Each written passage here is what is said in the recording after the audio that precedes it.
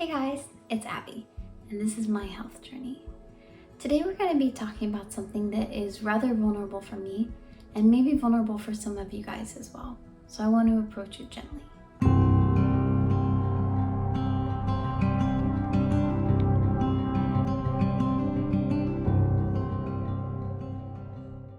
We're going to be talking about binge eating disorders. A binge eating disorder is something that I dealt with for a really long time, probably most of my entire life. It was something that I honestly kind of felt like controlled me. I felt like it controlled my habits, it controlled what I did when I was in public, when I was around other people. I had a lot of shame when it came to eating because of this. I didn't like eating in front of people, and before my husband, I didn't ever allow anyone to see me eat unhealthy food because I was ashamed of what people would think of me if they saw me eating food. If they would think, oh, well, she eats so much and that's why she's overweight. Or why is she even worried about losing weight? Clearly it's because of the way that she eats that she hasn't lost weight, or how much that she eats that she hasn't lost weight. So I had a lot of shame when it came to eating. So I just did my best to avoid eating around other people, or if I did eat around them, make sure that what I ate was healthy and in very small quantities. Essentially what it boils down to is binge eating disorder is an addiction. It just happens to be an addiction to food. And like all addictions, binge eating disorders have triggers. So the first thing that I had to figure out was what my triggers actually were. It is essential to figure out what the source of the trigger is that's causing you to want to eat. Is it the way that your husband spoke to you? Or is it something that you saw on the side of the road? What is it that is causing you to want to hide and revert to food? Because essentially what I was doing was I was hiding myself and hiding my shame and hiding my pain with food. I didn't want to deal with the emotions of what was going on, so instead I would run to food because I was able to be numb. So the essential is to know why it's happening, not necessarily the what that is happening, but the why behind it. And it could be as far as what your husband said to you reminded you of how your dad used to speak to you, and that made you feel powerless.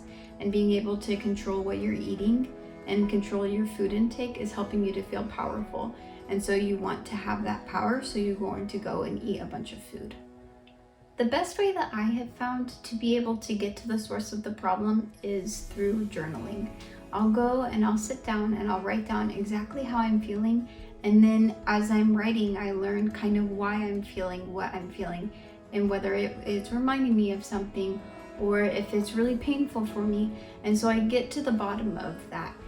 For me, that's personally what worked. What works for other people, and for my husband specifically, is to do art. There is a Christian form of this called art sozo, which is basically feeling and expressing how you're feeling through painting.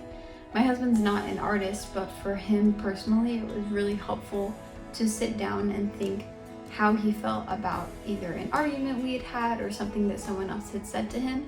And even though he wasn't able to put words to how he was feeling, he was able to express it through art. And later, looking back at the art and being able to discuss it with either me or with our counselor, he was able to realize the things that he was feeling in that moment through the colors that he was painting. And he wasn't as much having to put words to it in the moment, but just able to paint all of his feelings. A huge thing that we learned in counseling when it came to coping mechanisms was the bubble wrap method. So what the bubble wrap method is you bubble wrap or sandwich yourself with things that make you happy on the days before and the days following something that might be a little bit difficult for you. Obviously, this doesn't work if it's just a random thing that happens that you can't prepare yourself for. But say you don't have a good relationship with your family and you have to go visit them in a couple of days. So what you do is in the couple of days leading up to that, and then the few days following, you do things that make you happy, whether that's going on hikes or going on walks, going to coffee shops, or playing video games, or reading books and sitting in the library. Any of those types of things that you enjoy that help to make your heart feel at peace and at ease. You can do those before and after your trip. You can also do it while you're there.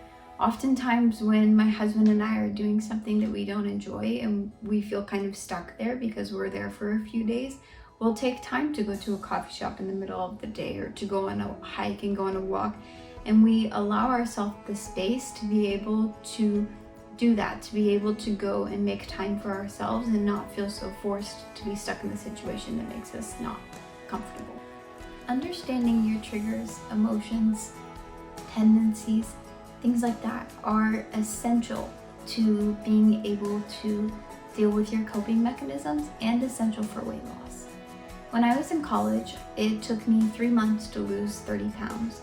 And as fast as it came off was as fast as it came back on the second that life got hard. I didn't deal with any of the core issues that had caused me to gain weight in the first place. And so when those core issues rose back up, or when other things happened, I ran back to my old coping mechanisms. And this isn't just me. There are statistics that show that 9 out of 10 people that lose weight will gain it all back within 2 years following their weight loss. This time, it took me 2 years to lose 40 pounds, which was a really long time. But during those 2 years, what I did was I actually dealt with the core issues. I dealt with my binge eating disorder. I dealt with my coping mechanisms. I dealt with my negative self-talk that would get me into these spirals and cause me to run to food, or to run to all of these unhealthy coping mechanisms. And it actually has helped the weight to stay off, because I'm able to control how I'm feeling, and I'm able to go and process what I'm feeling and what I'm thinking, rather than just running to food and numbing out and not having to deal with any of those problems anymore. Not wanting to feel, or unhealthy coping, feels so much better in the moment, but it's not ever going to make the problem go away. And it's okay if sometimes you don't want to feel. Like sometimes when I get really upset or I have a really hard day, I will sit down and I'll eat unhealthy food and I'll watch anime the way that I used to, but I do it differently now. Now, instead of sitting down and eating an entire pizza and binging anime for hours and never addressing the issue, I'll eat 2 slices of pizza, and then either that night or the next morning, I'll sit down and I'll journal and I'll pray and I'll work through how I'm feeling and why I was feeling that way in that moment, and if there's anything that I can do to fix that. I always believed that what I had was just my lot in life. Whether that was thinning hair with a receding hairline, or being overweight, or having to do the yo-yo of weight loss and then weight gain. And I believed that that was what was always going to be, and that it was never going to change. But the more research that I did, the more that I realized those things can change. It just takes being intentional and listening to your body, treating it as precious rather than as just throwing it to the side, listening to the cues that it gives you. And this isn't just about intuitive eating, this also has to do with triggers. Your body will tell you when it feels uncomfortable, or when you are pushing it to go through things that it's not ready to go through and that you're not ready to go through. You have to treat that as precious. You actually have to listen to yourself. Oftentimes we treat other people so gently, and we're so careful with what we say to them and how we speak to them, but then we say such hurtful and horrible things to ourselves and don't treat ourselves the same way that we treat other people.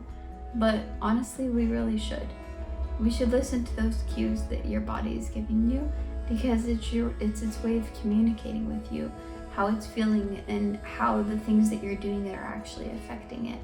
And listening to those cues and treating your body as precious and actually honoring the gift that has been given to you, it helps you to be able to change, and it helps you to be able to get the results that you want, rather than just forcing yourself to get there.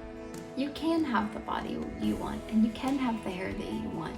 You can have a healthy gut and a healthy mind and a healthy heart, but it actually takes listening to your body and being intentional, not just pushing it to the side, but actually hearing what it's speaking to you and being receptive to that. Fat carries a lot of shame, and that makes weight loss just as much of an emotional thing as it is a physical thing. You can't just push yourself all the time to continue to go to the gym and do calories in, calories out, if you're not actually dealing with your emotions. Because when something happens and emotions come back up, which they are going to, then you run back to those different disorders that you have, or you run back to those old unhealthy coping mechanisms. And I know that everybody's coping mechanism is different. It's not like everybody goes and binge eats. A lot of people drink alcohol or they do other things, but those aren't helpful for you. They're not helpful for your heart, and they're also not helpful for your body. There is no shortcut. There's no way to just get there and be there. But as someone who has been through both sides of this, been through the losing weight and the gaining it all back and the feeling of the shame of that, it's just so much better on the other side. And I'm so much happier now that I've actually dealt with these issues, and I couldn't have done it without the Lord. He brought me through so much healing and so much emotional turmoil that I had been through. He healed me from it, and he healed my heart from that. And he was the one who was able to show me how to deal with my pain and my trauma and my triggers in ways that I wouldn't have thought of. I know a lot of people that are watching this probably aren't Christian and probably don't want to become Christian. And I'm not pushing you to that. This is just what has worked for me. I know that there are also a lot of really healthy coping mechanisms that other people use that aren't Christian. Other people use meditation, or they use Pilates, or they use breathing exercises. And those are also really good things. I also use Pilates. I use going to the gym. It's not like every single time that I have emotions, I'm journaling. Oftentimes I do go to the gym. Just the other day, I went to the gym because I was having a really hard time. And those are all really good coping mechanisms. Sometimes what you need is you just need to sit down with a cup of tea or a cup of coffee and a friend and just process through it and talk to them about it. And those are the type of people that are going to be coming by your side and encouraging you, checking in on you, walking with you through this process. And I'm so thankful if you guys have those type of people, because it's amazing. It takes courage to step out of your comfort zone and to try and deal with things and to try and process through things. And I'm so proud of you guys for being willing to start that journey. Even if it's just something that you're interested in, I'm so proud of you, because that's not easy. It's not an easy step to take.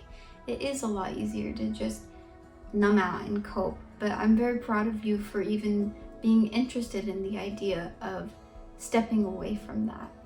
And I want to be able to go on that journey with you guys and be able to help you guys through that journey. Go at your own pace and don't push yourself. It doesn't have to be perfect, and it's gonna probably be a little messy at times, but the end results will be beautiful. Hey guys, thanks for watching. I hope that you enjoyed this video. If you have any questions, feel free to leave them in the comments below and I'll respond to them. I hope to see you again soon. Bye!